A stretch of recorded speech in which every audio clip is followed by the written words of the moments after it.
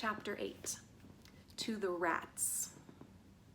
The Mouse Council, 13 honored mice and one most very honored head mouse, heeded the call of Leicester's drum and gathered in a small secret hole off King Philip's throne room.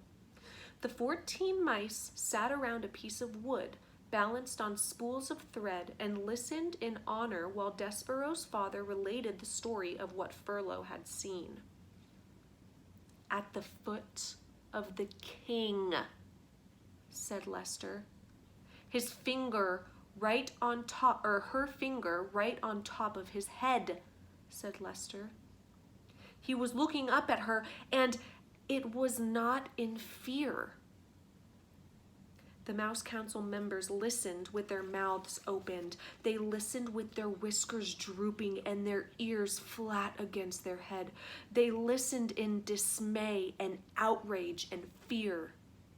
When Leicester finished, there was a silence, dismal and deep.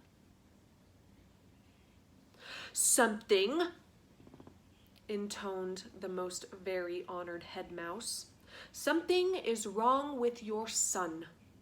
He is not well. This goes beyond his fevers, beyond his large ears and lack of growth. He is deeply disturbed. His behavior endangers us all. Humans cannot be trusted. We know this to be an indisputable fact. A mouse who consorts with humans, a mouse who would sit right at the foot of a man, a mouse who would allow a human to touch him?"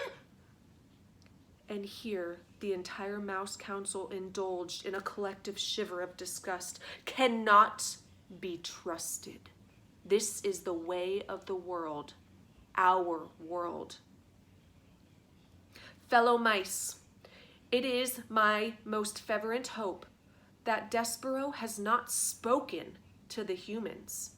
But obviously we can assume nothing, and at this time to act, not wonder." Leicester nodded his head in agreement, and the 12 other members of the Mouse Council nodded their heads too. "We have no choice," said the head mouse. "He must go to the dungeon." He pounded his fist paw on the table. "He must go to the rats immediately.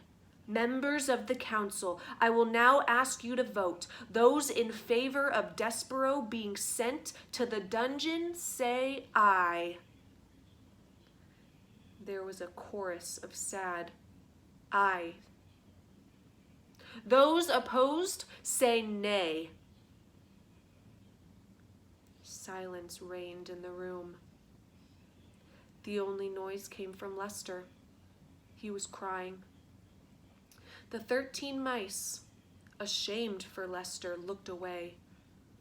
Reader, can you imagine your own father not voting against you being sent into a dungeon full of rats? Can you imagine him not saying one word in your defense? Desperaux' father wept, and the most very honored head mouse beat his paws against the table again and said, "Desperaux Tilling will appear before the mouse community. He will hear of his sins, and he will be given a chance to deny them. If he does not deny them, he will be allowed to renounce them so that he may go to the dungeon with a pure heart. Desperaux Tilling is hereby called to sit with the Mouse Council." At least Leicester had the decency to weep at his act of perfidy. Reader, do you know what perfidy means? I have a feeling you do, based on the little scene that was just unfolded here, but you should look up the word in your dictionary just to be sure. So sad.